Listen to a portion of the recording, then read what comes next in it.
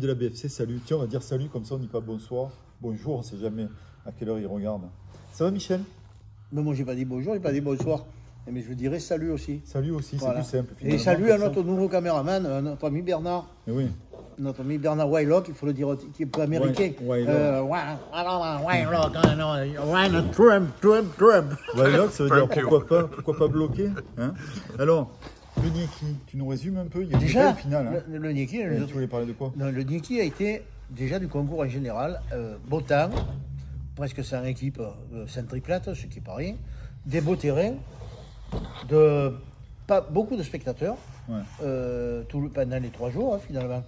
Et à partir des quarts aussi, de très belles confrontations ardues, parce que ça n'a pas été simple pour beaucoup.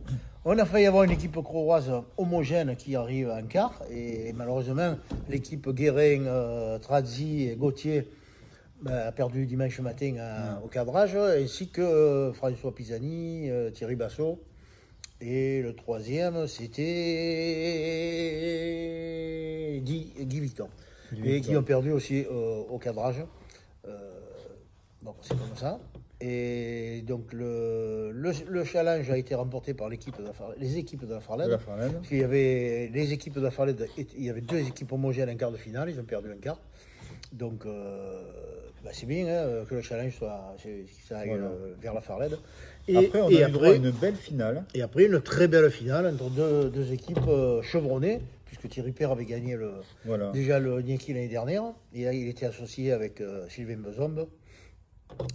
Et je te donne la... Qui? Sylvain Bezombe, Thierry Père et...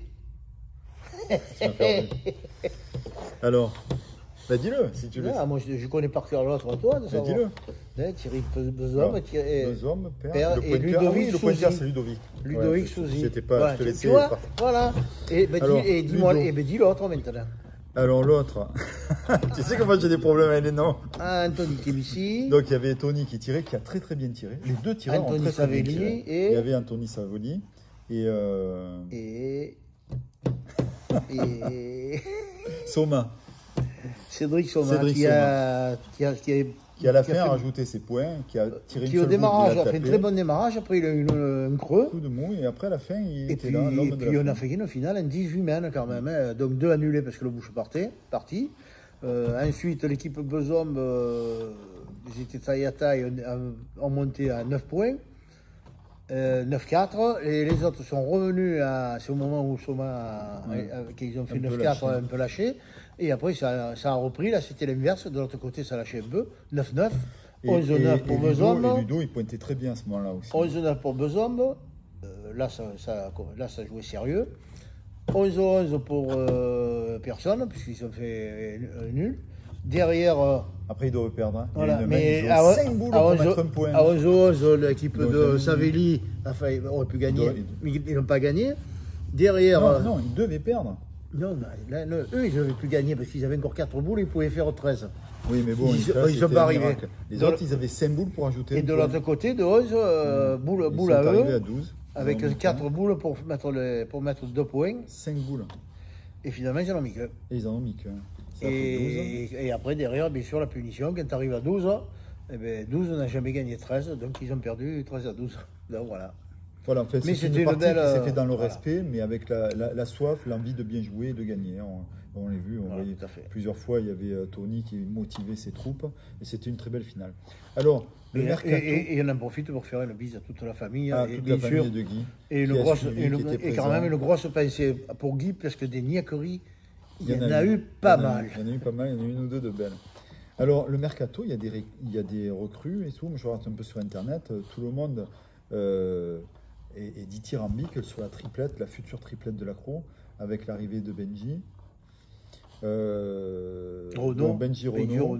Il y a aussi Lorenzo Schroll. Voilà. Mais ça va faire, avec Ligan et avec Henry, ça va faire une sacrée triplette. On verra l'usage. Mon cher Roseline. Il ne faut pas oublier aussi la doublette qui va être pas mal. Hein. N'oublions pas, moi je parlerai plutôt en cadrette ou en quintette, puisqu'il faut associer Laurent Matraglia aussi. La doublette, qui pourra jouer en doublette.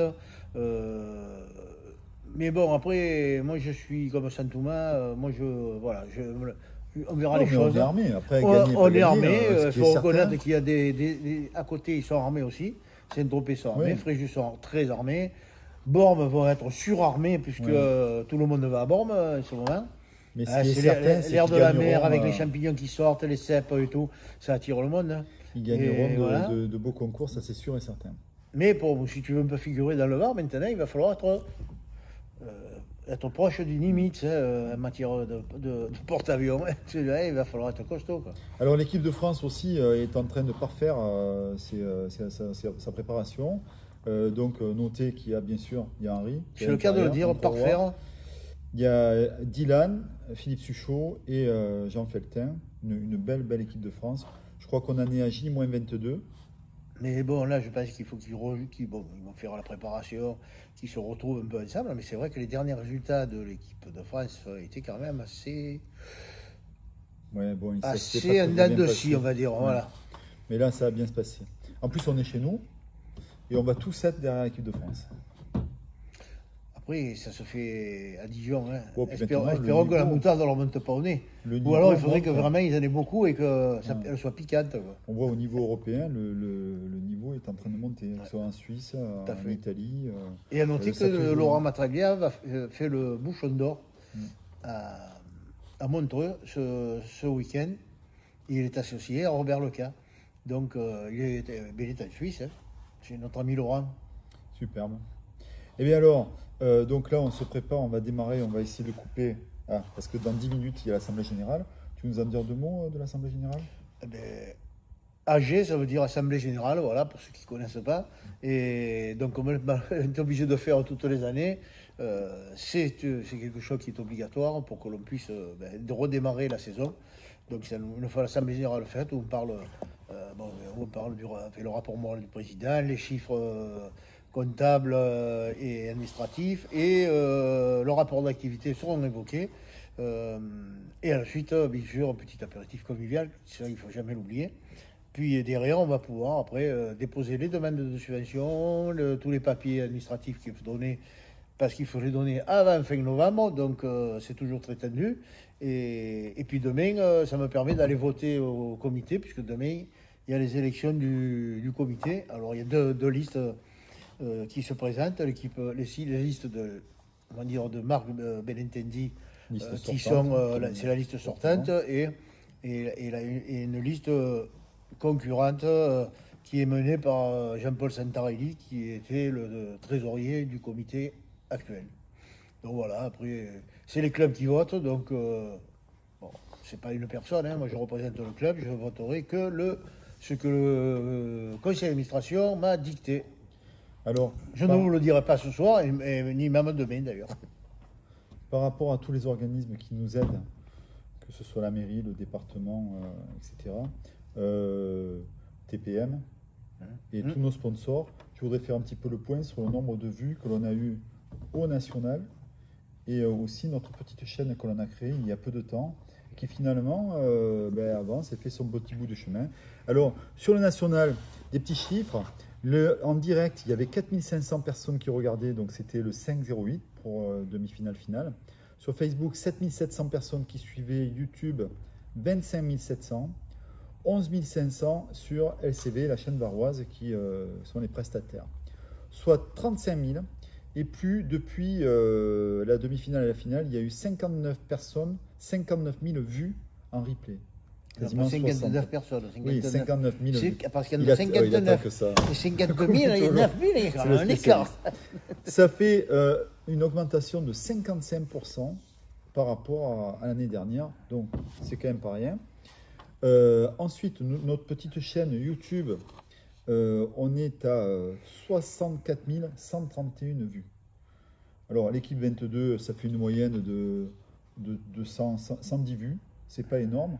Mais ce qui peut être bien, c'est les shorts et les petits. Ouais, les shorts. D'ailleurs, je pense qu'il va falloir que l'année prochaine, toi qui vas être spécialisé dans la partie promotion, vidéo, etc., il va falloir qu'on te prenne le matos pour faire des petits shorts. Pas un tissu, hein, pas les petits shorts vendus en satin, hein, pour tes soirées particulières. Non, nous, c'est des vidéos, shorts vidéo.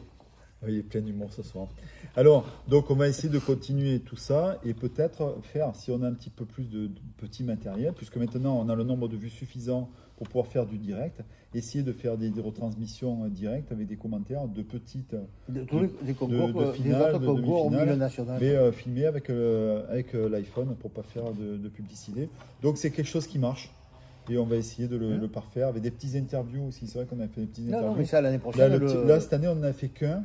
On a fait un petit interview de Cathy et d'Henri. Et je l'ai compté, il était à 3526 vues, je crois.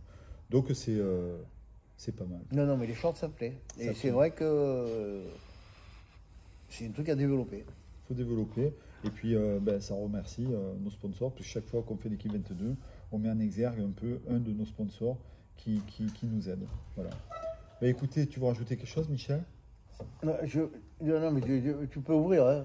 Tu veux rajouter quelque chose? On a fini, de dire que notre ancien caméraman n'est pas décédé. Alain Boucher est toujours vivant, mais là, il est un peu en retard parce qu'il part tous les jours au Levant. Je ne sais pas ce qu'il va faire, s'il va vider le camion ou autre chose, mais on va dire que Alain Boucher est toujours là. Et Bernard, il n'a pas tremblé, il est vraiment performant. Je me demande, on ne va pas changer. On va avoir des crampes. Bon, mais écoutez, on vous remercie de continuer à nous suivre et puis à la semaine prochaine. Et comme on dit, arrête un peu de me taquiner. Comme on disait un truc, à ciao, bonsoir. Allez, à ciao.